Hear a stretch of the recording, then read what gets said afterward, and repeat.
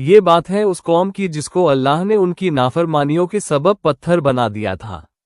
لیکن سوال یہ ہے کہ یہ کون قوم تھے اور یہ لوگ کون سی برائی کا ارتکاب کرتے تھے اور اللہ پاک نے ان لوگوں پر یہ عذاب کیوں نازل کیا؟ دوستو، یہ کوئی خیالی کہانی نہیں بلکہ تاریخ کے وہ اوراق ہیں جنہیں سن کر آپ کا دل دہل جائے گا۔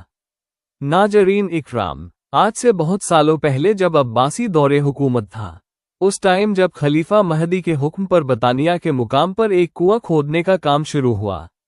یہ کوئی معمولی کنواں نہیں تھا۔ مزدور دن رات پسینہ بہا رہے تھے، کدالیں چل رہی تھی، لیکن پانی کا نام و نشان نہیں تھا۔ سینکڑوں ہاتھ گہرائی تک پہنچنے کے باوجود زمین خشک تھی۔ خلیفہ کا حکم تھا کہ چاہے بیت المال کا سارا خزانہ خالی ہو جائے، اس کنویں سے پانی نکال کر رہنا ہے۔ آخر کار ایک دن جب مزدور زمین کی آخری تہوں کو توڑ رہے تھے تو اچانک ایک زوردار آواز آئی۔ زمین کے سینے میں ایک چھوٹا سا سوراخ ہو گیا تھا۔ وہاں سے ایک ایسی برفانی سرد ہوا نکلی جس نے قریب کھڑے لوگوں کے خون جما دیے۔ مزدور دہشت زدہ ہو کر پیچھے ہٹ گئے۔ تب ابو موسیٰ جو اس کام کی نگرانی کر رہے تھے انہوں نے خود نیچے جانے کا فیصلہ کیا۔ 40 ہاتھ چوڑے اس گہرے تاریک کنویں میں جب ابو موسیٰ کو رسیوں کے ذریعے اتارا گیا تو نیچے کا منظر دیکھ کر ان کی سانسیں حلق میں اٹک گئی۔ وہ ہوا کی سائیں سائیں کرتی آوازیں کسی قدیم چیخ کی طرح محسوس ہو رہی تھی۔ انہوں نے حکم دیا کہ سوراخ کو بڑا کیا جائے اور 2 بہادر آدمیوں کو نیچے بھیجا جائے۔ وہ دونوں جب نیچے پہنچے تو جو کچھ انہوں نے دیکھا وہ عقل کو دنگ کر دینے والا تھا۔ وہ دونوں آدمی ایک طویل وقت تک نیچے رہے۔ جب انہیں اوپر کھینچا گیا تو ان کی آنکھوں میں وہ دہشت تھی جو الفاظ میں بیان نہیں کی جا سکتی۔ انہوں نے کانپتی آواز میں بتایا کہ نیچے ایک پوری دنیا آباد ہے لیکن وہاں زندگی کا نام و نشان نہیں۔ وہاں مرد، عورتیں اور بچے موجود ہیں، لیکن وہ سب کے سب پتھر بن چکے ہیں۔ وہاں محلات ہے، برتن ہے، کپڑے ہیں، لیکن ہر چیز بے جان پتھر کی صورت اختیار کر چکی ہے۔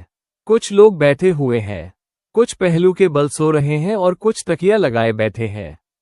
ایسا لگتا تھا جیسے موت نے انہیں اچانک کسی ایک ہی لمحے میں جکڑ لیا ہو۔ ان میں سے ایک آدمی نے جب ایک لاش کے لباس کو ہاتھ لگایا تو وہ لباس خاک بن کر ہوا میں اڑ گیا، لیکن جسم جو کا تیوں پتھر بنا رہا۔ یہ خبر جب مدینہ پہنچی تو امام موسیٰ کاظم علیہ السلام کو اس گدی کو سلجھانے کے لیے طلب کیا گیا۔ امام جب وہاں تشریف لائے اور یہ ماجرا سنا تو ان کی آنکھوں سے آنسو جاری ہو گئے۔ انہوں نے فرمایا یہ وہ بدنصیب لوگ ہیں جن پر خدا کا غضب نازل ہوا تھا۔ یہ اصحاب احقاف ہیں، یعنی قومیات کے وہ لوگ جو اپنے تکر سمیت زمین میں دھنس گئے تھے۔ اب سوال یہ پیدا ہوتا ہے کہ یہ لوگ کون تھے اور ان پر ایسا کیا عذاب آیا کہ ان کی ہڈیاں تک پتھر بن گئی؟ ناظرین، تاریخ بتاتی ہے کہ یہ قوم عاد تھی۔ یہ وہ لوگ تھے جنہیں خدا نے ایسی جسمانی طاقت اور قدومت عطا کی تھی کہ آج کا انسان ان کے سامنے ایک کھلونے جیسا معلوم ہوتا ہے۔ ان کے قد 120 ہاتھ بلند تھے اور چوڑائی 60 ہاتھ۔ ان کی طاقت کا یہ عالم تھا کہ وہ کسی بھی چھوٹے پہاڑی ٹیلے کو ہاتھ سے اکھاڑ کر پھینک دیتے تھے۔ ان کے شہر ارم کے محلات سونے اور چاندی کے ستونوں پر کھڑے تھے۔ وہ راستوں پر اونچے مینار بناتے، کبوتروں کے لیے برجیاں تیار کرتے اور اپنی طاقت کے نشے میں چور ہو کر لوگوں پر ظلم کرتے تھے۔ حضرت ہود علیہ السلام جو انہی کے بھائی اور اللہ کے نبی تھے، وہ انہیں مسلسل سمجھاتے رہے کہ اے میری قوم، اس خدا کی عبادت کرو جس نے تمہیں پیدا کیا۔ اپنے گناہوں سے توبہ کرو تاکہ وہ تمہاری قوت میں اور اضافہ کرے اور تم پر بارشیں نازل کرے۔ لیکن قوم عاد کا جواب کیا تھا؟ وہ ہنستے تھے اور کہتے تھے عید ہم سے زیادہ طاقتور کون ہے؟ ہمارے خدا مضبوط ہے، تمہارا خدا ہمیں کیا نقصان پہنچائے گا؟ حضرت ہود علیہ السلام نے انہیں 760 سال تک دعوت دی، لیکن ان کی سرکشی بڑھتی ہی گئی۔ آخر کار اللہ کا فیصلہ آ گیا۔ پہلے 7 سال تک بارشیں روک دی گئی۔ قحط ایسا پڑا کہ جانور تڑپ تڑپ کر مرنے لگے۔ جب وہ لوگ دعا کے لیے مکہ کی پہاڑیوں کی طرف گئے تو آسمان پر 3 قسم کے بادل نمودار ہوئے۔ انہوں نے اس کالے بادل کو چنا جسے وہ بارش سمجھ رہے تھے، لیکن وہ ان کی موت کا پیغام تھا۔ حضرت ہود علیہ السلام نے انہیں آخری بار خبردار کیا اور فرمایا یہ وہ عذاب ہے جس کی تم جلدی مچا رہے تھے۔ یہ وہ ہوا ہے جو ہر چیز کو ریجا ریجا کر دے گی۔ लेकिन वो तकब्बुर में चूर लोग अपने महल्लात के दरवाजों पर खड़े होकर हवा को रोकने की कोशिश करने लगे। फिर वो हवा चली जिसे बाद एम कहा जाता है। वो हवा जो जमीन के 7वें तबके से निकली थी, वो इतनी ताकतवर थी कि उसने पहाड़ जैसे इंसानों को तिनकों की तरह उड़ाना शुरू कर दिया। वो उन्हें हवा में बुलंद करती और फिर सर के बल जमीन पर पटकती, जिससे उनके जिस्म बोसीदा लकड़ी की तरह टूट जाते। लेकिन अब यहाँ एक सवाल पैदा हो जाता है, कौमेयाद ने काला बादल को ही क्यों चुना? और सबसे बढ़कर सवाल ये है कि अल्लाह ने उनकी तरफ 3 तरह के बादल क्यों भेजे? आपके ख्याल में कौमियत की वह कौन सी गलती थी जिसने उन्हें पत्थर बना दिया? क्या ये सिर्फ उनका तकुर था या कुछ और?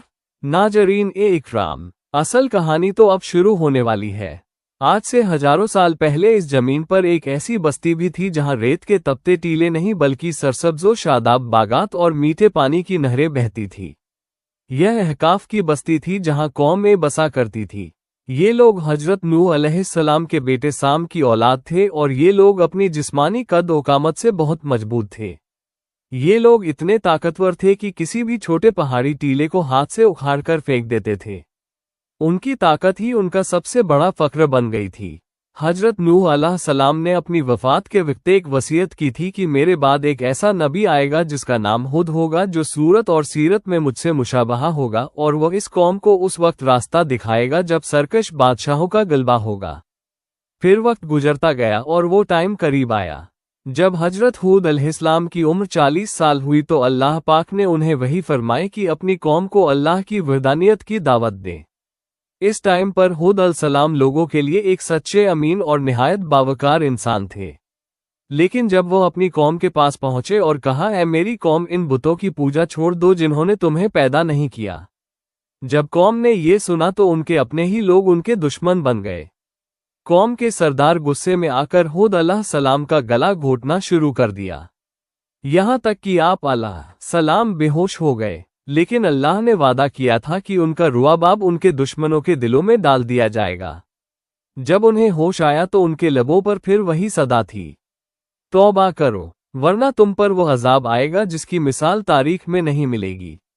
लेकिन कौमे आद अपनी जिस्मानी ताकत और अजीम उस शान महलात पर बहुत भरोसा करती रही और अल्लाह के नबी को झुठलाती रही, और इन लोगों को हूद अलैहिस्सलाम की नसीहत बहुत बुरी लगने लगी और फिर अल्लाह ने उन पर कैद का अजाब नाजिल करने का इरादा किया।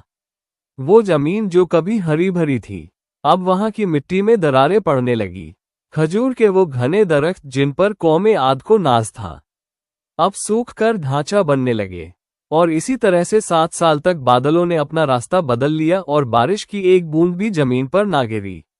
लोगों के हलक प्यास से कांटे बन गए थे, लेकिन उनका तकुर अब भी वैसा ही था। हजरत हूद अलैहिस्सलाम अब भी पुकार रहे थे, अपने परवरदिगार से तौबा करो, वही है जो बारिश के दरवाजे खोलेगा। मगर वो लोग उन्हें दीवाना कहकर मजाक उड़ाते रहे। जब भूख और प्यास बर्दाश्त से बाहर हो गई तो उन्होंने फैसला किया कि मक्का जाकर अपने झूठे खुदाओं से दुआ करेंगे। वहां पहुंचकर उन्होंने आसमान की तरफ देखा जहां 3 बादल नमूदार हुए, एक सफेद, एक जर्द और एक घना स्याह बादल था। अल्लाह ने उन्हें इख्तियार दिया कि उनमें से एक का इंतखाब करें। उन्होंने सोचा कि स्याह बादल सबसे ज्यादा पानी बरसाएगा। उन्होंने खुशी से शोर मचाया, ये देखो, यह बादल हम पर बरसने वाला है। लेकिन वो यह नहीं जानते थे कि वो बादल रहमत नहीं बल्कि उनकी इबरत का पैगाम लेकर आया था। आसमान पर छाए वो गहरी स्याह घटा कौमियत के लिए उम्मीद की किरण थी। लोग अपने घरों से बाहर निकल आए, बूढ़े, बच्चे और जवान सभी आसमान की तरफ हाथ उठाकर खुशी का इजहार कर रहे थे। ये देखो, हमारी दुआएं कबूल हो गई, अब बारिश बरसेगी। उनकी आवाजें वादियों में गूंज रही थी, लेकिन वो नहीं जानते थे कि यह काली घटा उनके गुनाहों का हिसाब लेने आए है। हजरत हूद अलैहिस्सलाम ने अपनी कौम को आखिरी बार पुकारा, ऐ लोगों, ये बारिश नहीं, यह वही अजाब है जिसका मैं तुम्हें डराता था। अब भी तौबा करो। लेकिन उनके अल्फाज हवा में उड़ गए, क्योंकि इस कौम के दिल पत्थर हो चुके थे। वो लोग जो कल तक गुरूर से कहते थे कि उनसे ज्यादा ताकतवर कोई नहीं, आज अपनी ही मौत का जश्न मना रहे थे। फिर अचानक मौसम ने एक ऐसी करवट ली जिसका किसी ने तस्वुर भी ना किया था। वो तपती हुई धूप जो 7 साल से उनका खून खुश कर रही थी, अचानक एक बर्फानी ठंडक में बदल गई। वो ठंडक सुकून देने वाली नहीं थी, बल्कि वो हड्डियों में उतर जाने वाली एक ऐसी चुभन थी जो मौत की आहट लगती थी। फिजा में रेत का एक ऐसा बगोला उठा जिसने सूरज की रोशनी को मुकम्मल तौर पर निगल लिया। वो हवा जिसका जिक्र कुरान में बाद सरसर और बाद अकीम के नाम से आया है, वो जमीन के 7वें तबके से बरामद हुई थी। यह कोई आम कुदरती आफत नहीं थी। फरिश्ते इस हवा को 70,000 आहनी जंजीरों से जकड़े हुए थे और हर जंजीर पर 70,000 फरिश्ते मुकर्रर थे। जब अल्लाह का हुक्म हुआ तो इसे सिर्फ एक अंगूठी के सुराख के बराबर बाहर निकलने दिया गया। दोस्तों सोचिए, सिर्फ एक अंगूठी के सुराख जितना हिस्सा जब बाहर निकला तो उसने पूरी जमीन को हिलाकर रख दिया। हवा की आवाज ऐसी थी जैसे हजारों शेर एक साथ दहाड़ रहे हो। वो रेत जो पहले पैरों तले दब जाती थी, अब हवा में बुलंद होकर खंजर की तरह उनके जिस्मों को छेद रही थी। वो कदावर लोग जो पहाड़ों को मोम की तरह तोड़ देते थे, अब तिनकों की तरह हवा में उड़ रहे थे।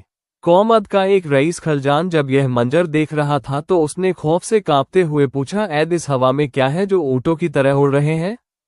हजरत हूद अलैहिस्सलाम ने जवाब दिया, यह अल्लाह के फरिश्ते हैं जो अजाब लेकर आए हैं। खलजान ने घबराकर पूछा कि क्या ईमान लाने से वो इन फरिश्तों पर काबू पा सकेगा? लेकिन अजाब का वक्त आ चुका था और अब तौबा के दरवाजे बंद हो चुके थे।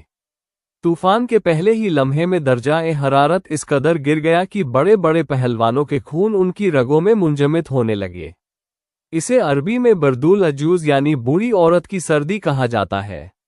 यह वो 8 दिन थे जब फजा में सिर्फ चीखें थी और हवा लोगों को उठा उठाकर फेंक रही थी। वो लोग जो 120 हाथ लंबे थे और गुरूर से कहते थे कि हमसे ज्यादा ताकतवर कौन है, आज वो हवा के सामने सूखे पत्तों की तरह बेबस थे। वो हवा उनके जिस्मों में दाखिल होती, उनके नथुनों और कानों के रास्ते उनके वजूद को अंदर से खोखला कर देती थी।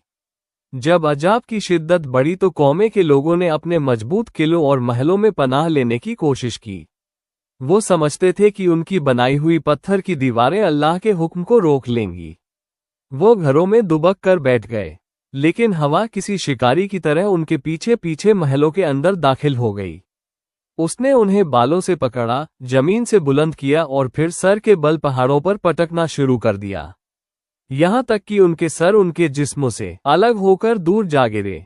इसी दौरान एक बूढ़ी औरत ने जमीन में गड्ढा खोदकर छिपने की कोशिश की। वो समझती थी कि मिट्टी की तहों के नीचे वो महफूज रहेगी, लेकिन वो हवा जो अंगूठी के सुराख जितनी निकलकर पूरी कायनात में कोहराम मचा रही थी, उसने उस औरत को भी ना छोड़ा।